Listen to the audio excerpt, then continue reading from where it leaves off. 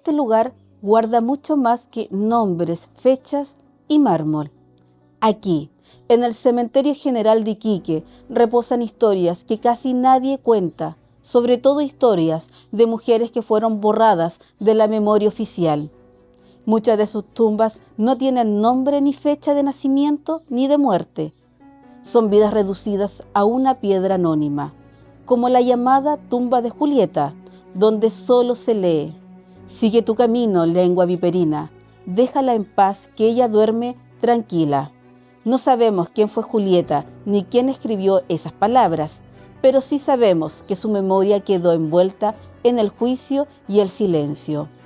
Otras mujeres sí tuvieron un rol público, como Clarisa Gamboni, primera falangista de Iquique, hoy recordada apenas por una inscripción modesta. Recuerdo del Partido Demócrata Cristiano de Iquique. El Cementerio General de Iquique es un archivo vivo, más de 10.000 tumbas de migrantes y familias que construyeron esta ciudad. Un mapa de lo que fuimos y de lo que hemos olvidado. En este documental te invito a recorrer conmigo este lugar, escuchar esas voces silenciadas y devolverle un nombre y un lugar a las mujeres que también hicieron Iquique. Esto es Historia Secreta, Mujeres, Memoria y Mármol del Cementerio General de Iquique.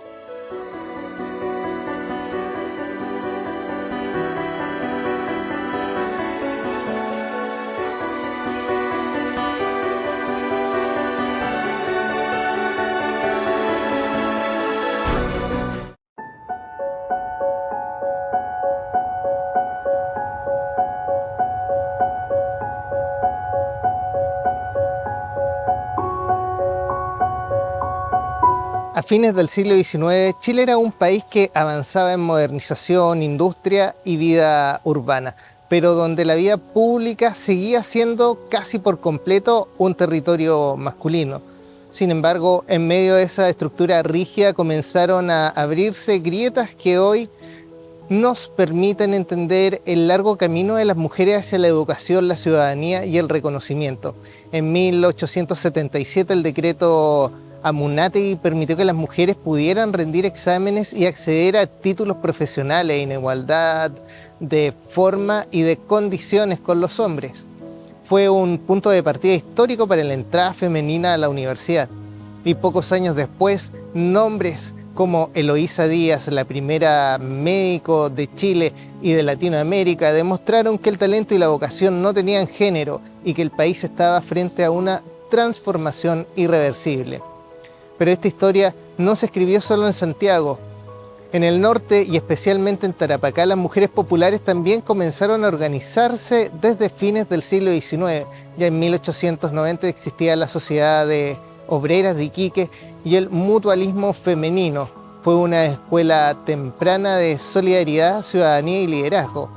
Entrado el siglo XX, el despertar femenino se volvió más visible y político. La educación, el trabajo y la participación social se hicieron banderas crecientes y en la década de 1930 y 1940 estas demandas se articularon con fuerza, primero por el derecho a estudiar en igualdad real y luego por el derecho a decidir el rumbo del país con su voto. Por eso lo que veremos hoy no es solo un recorrido por tumbas y mármoles, es un rescate de voces que fueron empujadas a través de la historia, desde el silencio, desde la calle, desde la familia, desde la política y desde la memoria.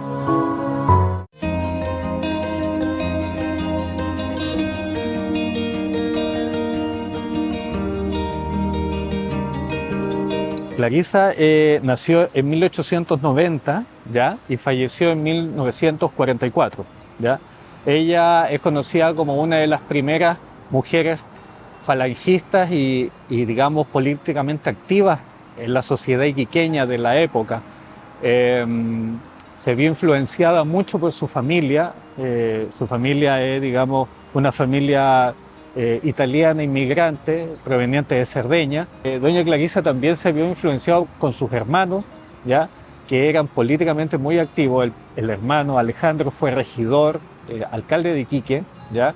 Él junto a Luis y a Clarisa fueron los que dieron curso a la construcción de la iglesia de la Plaza Arica, de Nuestra Señora del Carmen de la Plaza Arica, y aparte de eso, ellos también tuvieron relaciones económicas con una vecina muy conocida, doña Isabel Ugarte, que bueno, en realidad era más vecina por el hecho de tener pertenencias, digamos, propiedades en el sector y no por vivir precisamente acá en Iquique. Pero las relaciones que tenía la familia Gamboni en ese sentido eran muy importantes. También impulsaron el asilo de la infancia, ¿ya? Impulsaron todo lo que es la Escuela de Arte y Oficio Bernardo Higgins, que estaba orientada también a una ayuda para educar a aquellas familias que pertenecían, digamos, al mundo iquiqueño en ese entonces, ¿ya? Más o menos vendría a configurarse una familia donde Clarisa destacaba porque no nos olvidemos que en ese tiempo las mujeres estaban luchando por el voto femenino, que aún no se lograba de forma universal, por lo tanto eran personas que eran transversales en su familia, en las crianzas de su familia, en esa relación endocultural que existe entre la sociedad y la familia y las mismas personas, y digamos, esta inquietud de lograr el reconocimiento político para que ellas puedan tener decisiones en la conducción importante, tanto a nivel local como a nivel internacional. Pero Clarisa no era una persona que estuviera al margen de toda la sociedad. Había muchos como ellas que apoyaban esta causa y que anónimamente participaron en estos movimientos junto a ellos. Doña Clarisa, a su vez, producto de su vinculación, su relación con el mundo cristiano, con el mundo, digamos, estrictamente conservador, tenía ideas liberales. Y eso la hace vincularse con Eduardo Frei Montalva cuando viene a Iquique a hacerse cargo de la dirección del diario El Tarapacá. Que fíjate, Eduardo Frei Montalva, si bien es cierto, él era conservador y era dirigente de las Juventudes Conservadoras, es contratado por don Osvaldo de Castro, que era un personaje pero extremadamente liberal en la época. Y luego ponen recién egresado de abogado de la Universidad Católica, lo ponen como director del diario Tarapacá, junto con otro personaje nacido en Antofagasta, pero muy arraigado en la historia iquiqueña, que es don Radomiro Tomic. Y ellos quedan a cargo de ese diario. Ahí entra en contacto con doña Clarisa y a su vez con un amigo común, que es don Pedro Muga, que sí va a transformarse en un personaje importante de la historia política tarapaqueña. Doña Clarisa, en su casa, que aquí a mis espaldas, se va a fundar la Falange a nivel local, a nivel regional. Y ella va a ser una activa colaboradora y participante de las acciones políticas de la Falange, que van a participar en la campaña a diputado de Eduardo Frei, la cual va a perder. Va a participar en la campaña de diputado Pedro Muga, que va a ganar, y en la campaña de diputado de don Radomiro Tomic, que también va a ganar. Es decir, doña Clarisa es importantísima en la creación de la democracia cristiana a nivel nacional, y como mujer es un caso más o menos atípico en una época en que recién se estaba discutiendo el voto femenino, y que lo vamos a ver entre 1946 y 1952 en el gobierno de don Gabriel González Videla. Bueno, doña Clarisa va a ser la dueña de los primeros 2 autos que van a circular en Iquique, porque como les mencioné anteriormente, ella pertenecía a una familia de buenos ingresos, que uno lo va a usar como el primer taxi, el primer Forte taxi que va a circular en Iquique, y el otro era para su uso particular.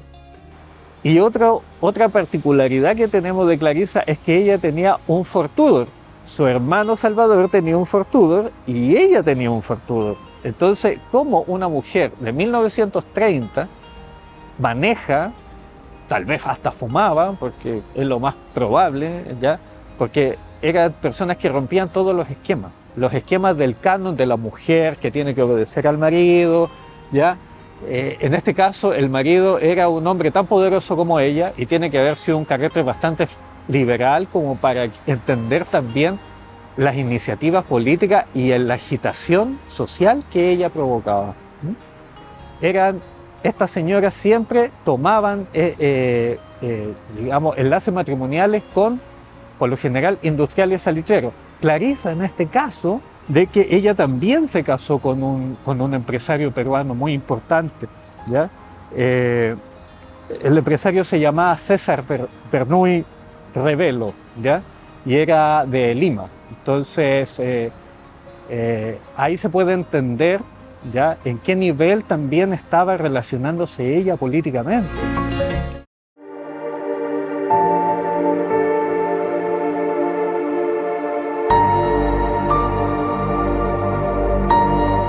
La familia Canelo provienen desde Talca, originalmente. Y ellos vienen atraídos por el enganche que se hacía en todo el sur de Chile para sacar a flote lo que era la industria del salitre. Así es como ellos llegan primeramente a Lagunas. 8 o 9 años después lo encontramos en la salitrera La Noria, ahí a un costado de Ramírez. Y vamos a encontrarnos con que esa familia, dada una decisión de su hijo mayor, de su primogénito, una decisión amorosa, se van a distanciar para siempre y van a pelear para siempre con su padre. Y en el cementerio número 1 vamos a encontrar entonces, a propósito de este mismo distanciamiento, uno de los mausoleos más simbólicos que existen ahí. Y que agradezco que en los terremotos lo han podido botar a pesar de que se encuentra muy mal traer. Que son 2 mausoleos separados por una calle, pero unidos por un arco, que simbolizan a que, a pesar del distanciamiento entre padre e hijo, el vínculo filial es indisoluble y los une hasta el más allá. Esta familia es súper interesante, porque bueno, Genaro Canelo era un salitrero de La Noria, ¿ya?, muy conocido a fines del siglo XIX, ¿ya?, y él, bueno, se casó con Isabel Pérez Esquivel, ¿ya?, y registramos a doña Zoila Canelo Pérez, ya casada con don Nicolás Cuadra Guerra, ya. Después tenemos a doña Isabel Canelo Pérez, casada con Eduardo Gut Gamón, ya. Y después tenemos a don Nemesio Canelo Pérez, casado con doña Carlota Oneto, y don Francisco Canelo Pérez, casado con doña María Eck Sangüesa. Dentro de la mausoleo Canelo en este momento está enterrado don Jorge Good, ¿ya?, que fue casado con doña Isabel Canelo, por eso él está enterrado en ese mausoleo, ¿ya? Y está enterrado también don Juan Tomás Good, ¿ya?, que es el hijo Good Canelo, ¿ya? Y lo que se relaciona con la familia Gamboni, ya, en este caso, es que don Juan Tomás se casó con la señora Amelia Gamboni Romero. Amelia Gamboni era nieta de don Julián Gamboni Vera, que es hermano de Pedro Gamboni. La endogamia en las familias iquiqueñas existe y se vuelve a repetir a través de esta misma familia. Tenemos 2 generaciones con familia Romero, con el apellido Gamboni Romero. Entonces, dentro de todo este pequeño barrio, a través de estos enlaces matrimoniales, se trata de también proteger la propiedad. La situación de un padre y un hijo, ¿ya?, que en vida se distancian por motivos personales, ¿ya?, y que el hijo se casa con alguien que no es bienvenido en la familia. Por lo tanto, él se desapega, su padre lo condena y, bueno, el papá fallece y supuestamente él lo entierra, y cuando él se muere, él construye su mausoleo al frente y construye este arco para poder, digamos, lo que en la vida nos separó, en la muerte nos junta, ¿no? Entonces, esa invasión de terreno público, como dice Rodolfo, es un desafío justamente a esta inalcanzabilidad del perdón un poco, ¿no? Y cómo el hijo trata de resarcir eso después de la muerte. Entonces, es un mausoleo que prácticamente es una obra de arte. Es una obra de arte y, como toda obra de arte, nosotros debiéramos realizar acciones patrimoniales en pos de proteger, restaurar y conservar el legado fúnebre que tenemos en Iquique.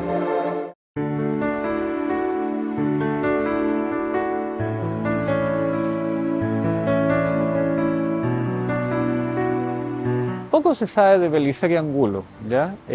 La verdad es que ella fallece en 1866 en Iquique, Ella era de Moquegua, tuvo algunos hijos en Arica, ¿ya? Y tuvo otros hijos en Iquique, ¿ya? Bueno, ella vivió todo lo que ser la madre de un personaje binacional como lo es Guillermo Billinghurst. Guillermo a su vez se casó con alguien de acá, digamos, Emilia Rodríguez Prieto, de familia iquiqueña. Y ellos vivían en calle Esmeralda, fíjate, en Esmeralda 120, 122.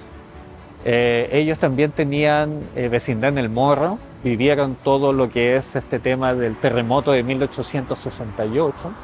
Guillermo era una persona muy destacada, tanto en el tema político, porque él le dio protección a los peruanos en el tiempo de la chilenización. Fue una persona que lo quería mucho en Valparaíso, por ejemplo.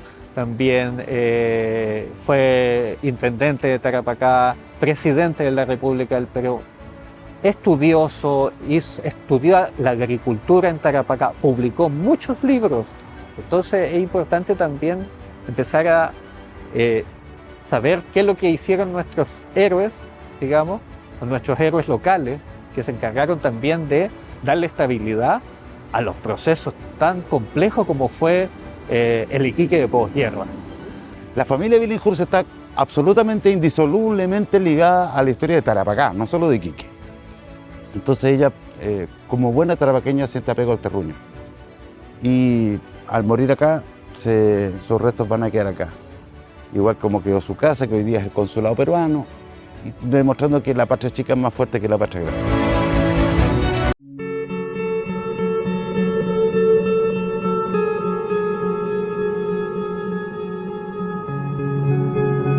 Mira, yo he buscado los registros de la administración del cementerio y no aparecen datos sobre quién sería la persona que está bajo esa lápida. Indiscutiblemente, acá hay un esfuerzo económico importante, de tiempo importante de la persona que manda a colocar esa lápida. Es un mármol de buena calidad, el labrado de las letras también es de buena calidad, de hecho se conserva muy bien hasta el día de hoy. Por lo tanto, no fue barato en su momento. Pero para haber colocado lo que dice ese mensaje, tiene que haber existido un respeto observado, pero también un odio oculto muy fuerte, que es una lápida dedicada a la suegra, de algún yerno que la recordó hasta el final de los días como lo que dicen, una lengua venenosa, una lengua viperina. Pues eso implica que no quiere que nadie la recuerde, sino que recuerden su característica, su condición. Es un rasgo antropológico y que forma parte esencial del folclore asociado a nuestras tumbas y epitafios que existen ahí en el cementerio, tanto en el 1 como en el 3.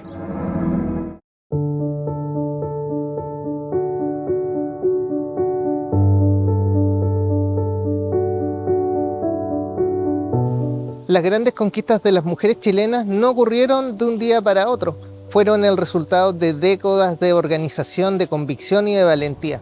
En 1934 Chile dio un primer paso decisivo al reconocer el sufragio femenino municipal mediante la ley 5.357 y en 1935 las mujeres votaron por primera vez en una elección local y tras años de presión de organizaciones y liderazgo femenino, en 1949 llegó el hito mayor, el sufragio femenino universal, que abrió definitivamente las puertas de las elecciones presidenciales y parlamentarias.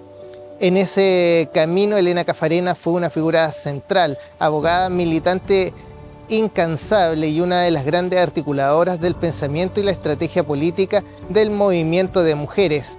Desde el MENCH, el Movimiento Emancipador de Mujeres de Chile, fundado en 1935, se impulsó una agenda integral por derechos civiles, políticos, laborales y sociales. Junto a ella, otras figuras como Amanda Labarca defendieron la educación como la base de la emancipación femenina, creando espacios de formación intelectual y cívica para mujeres en un país que aún dudaba de su capacidad para participar en la historia formal. Y en Iquique, Clarisa Gamboni nos recuerda que la historia también se construye desde lo local, desde la militancia silenciosa, desde las redes y desde la presencia femenina en espacios políticos donde antes no se las esperaba. Porque cuando un nombre falta en una lápida, no solo falta una identidad, sino que falta un capítulo entero de nuestra memoria colectiva. Hoy, al recorrer el Cementerio General de Iquique, nos venimos a mirar el pasado como un museo inmóvil. Venimos a devolver voz, a reconocer su legado y a decir con claridad que la historia de Chile y la historia de Iquique nunca estuvo completa sin ellas.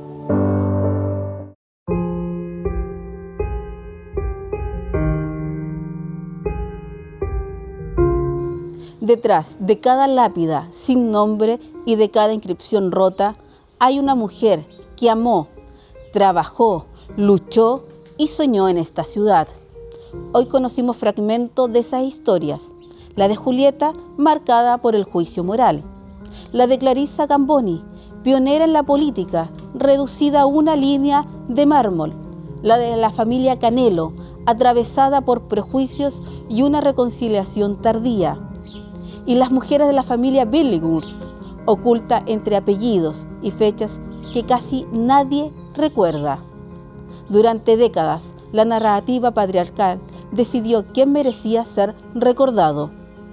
Las mujeres quedaron muchas veces en la sombra, sin nombre, sin biografía, sin monumentos. Este documental no busca cerrar esas historias, sino abrir preguntas. ¿A quiénes seguimos dejando fuera cuando contamos la historia de Iquique? ¿Cuántas mujeres más descansan aquí sin que conozcamos sus vidas y sus luchas? El Cementerio General de Iquique no es solo un lugar para despedir a los muertos, es un espacio de lo que elegimos recordar y de lo que hemos preferido olvidar. La próxima vez que pase frente a este cementerio, piensa que aquí no solo hay tumbas, hay historias que merecen ser contadas y mujeres que merecen ser nombradas, porque la historia de Iquique no está completa hasta que todas sus mujeres tengan un lugar en ella. Esto fue Historia Secreta, Mujeres, Memorias y Mármol del Cementerio General de Iquique.